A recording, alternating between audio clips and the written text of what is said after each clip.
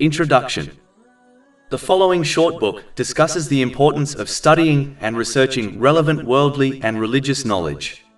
This discussion is based on Chapter 2 Al-Baqarah, verse 108 of the Holy Quran. Or do you intend to ask your messenger, as Moses was asked before? And whoever exchanges faith for disbelief has certainly strayed from the soundness of the way. Implementing the lessons discussed will aid a Muslim to adopt positive characteristics. Adopting positive characteristics leads to peace of mind and body. Relevant knowledge. Chapter 2 Al-Baqarah, verse 108. Or do you intend to ask your messenger, as Moses was asked before? And whoever exchanges faith for disbelief has certainly strayed from the soundness of the way. Allah the Exalted warns Muslims not to persist in asking irrelevant questions, thereby troubling the Holy Prophet Muhammad, peace and blessings be upon him, just like the Holy Prophet Musa, peace be upon him, was troubled by his nation, the children of Israel. Chapter 2 Al-Baqarah, verses 67 to 71. And recall when Moses said to his people, "Indeed, Allah commands you to slaughter a cow." They said, "Do you take us in ridicule?" He said, "I seek refuge in Allah from being among the ignorant." They said, "Call upon your Lord to make clear to us what it is." Moses said, "Allah says, it is a cow which is neither old nor virgin but median between that, so do what you are commanded." They said, "Call upon your Lord to show us what is her color." He says, "It is a yellow cow, bright in color, pleasing to the observers." They said, "Call upon your Lord to make clear to us what it is. Indeed, all cows look alike to us. And indeed, we, if Allah wills, will be guided." He says, "It is a cow neither trained to plow the earth nor to irrigate the field, one free from fault with no spot upon her." They said, "Now you have come with the truth." So they slaughtered her, but they could hardly do it. And Chapter 2 Al-Baqarah, verse 108. Or do you intend to ask your messenger, as Moses was asked before? As clearly indicated in the verses discussing the Holy Prophet Musa, peace be upon him, asking irrelevant questions only distracts people from concentrating on what is relevant to them, which in turn makes their life harder. This applies to both worldly and religious matters. A Muslim must concentrate on researching and querying those issues which will be questioned about on Judgment Day. Anything else must be left aside, as this will only distract them from the things they must be learning and acting on.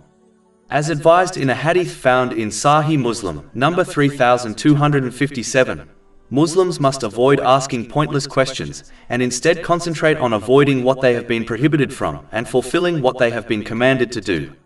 Sadly, many Muslims, even scholars, have fallen into discussing and arguing over irrelevant issues which will not be questioned about on Judgment Day. This attitude has only caused divisions within the Islamic nation, despite the fact they were commanded to remain united. Persisting on this attitude only takes one away from belief, which is always connected to relevant issues and topics that will be questioned about on Judgment Day, towards disbelief, which has always been connected to irrelevant topics and issues. Chapter 2 Al-Baqarah, verse 108. Or do you intend to ask your messenger, as Moses was asked before? And whoever exchanges faith for disbelief has certainly strayed from the soundness of the way. And whoever exchanges faith for disbelief has certainly strayed from the soundness of the way. This verse could also be warning the people of the book and the non-Muslims of Mecca from asking pointless questions in order to cause trouble for the Holy Prophet Muhammad, peace and blessings be upon him, and in order to prevent others from accepting Islam. The people of the book should have learned from their ancestors, the children of Israel, the importance of avoiding asking irrelevant questions. As their scholars possessed the divine scriptures which discuss the Holy Quran and the traditions of the Holy Prophet Muhammad, peace and blessings be upon him, there was no need for them to behave in this manner, as the truth of Islam was very clear to them. Chapter 6 Al-An'am, verse 20. Those to whom we have given the scripture recognize it, the Holy Quran, as they recognize their own sons. And Chapter 2 Al-Baqarah, verse 146. Those to whom we gave the scripture know him, Prophet Muhammad, peace be upon him, as they know their own sons. And the non-Muslims of Mecca lived with the Holy Prophet Muhammad, peace and blessings be upon him, 40 years prior to him announcing prophethood, and therefore knew he was no liar. Chapter 10 Yunus, verse 16. For I had remained among you a lifetime before it.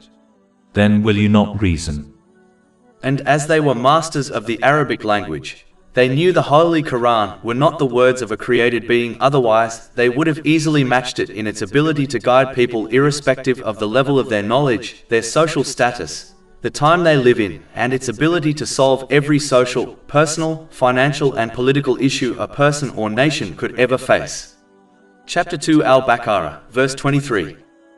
And if you are in doubt about what we have sent down, i.e. the Quran, upon our servant, then produce a surah the like thereof and call upon your witnesses, i.e. supporters, other than Allah, if you should be truthful. Those who pursued pointless issues in order to misguide others from Islam, from the people of the book, and the non-Muslims of Mecca, only exchanged the belief they were offered for disbelief. Chapter 2 Al-Baqarah, verse 108.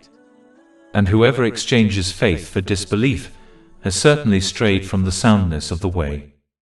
The one who strays from the right path will face nothing but difficulties in this world, and their path will not end in paradise in the next world, as they have forgotten the sincere obedience of Allah, the Exalted, which involves using the blessings one has been granted in ways pleasing to Him, as outlined in the Holy Quran and the traditions of the Holy Prophet Muhammad, peace and blessings be upon him.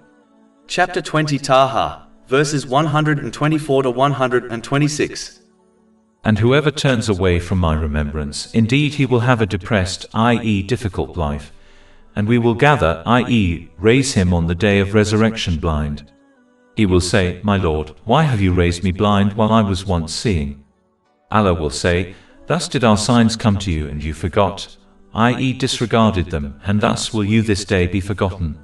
Over 400 free eBooks, audiobooks, infographics, podcasts and blogs available on our website, www.ShaykhPod.com.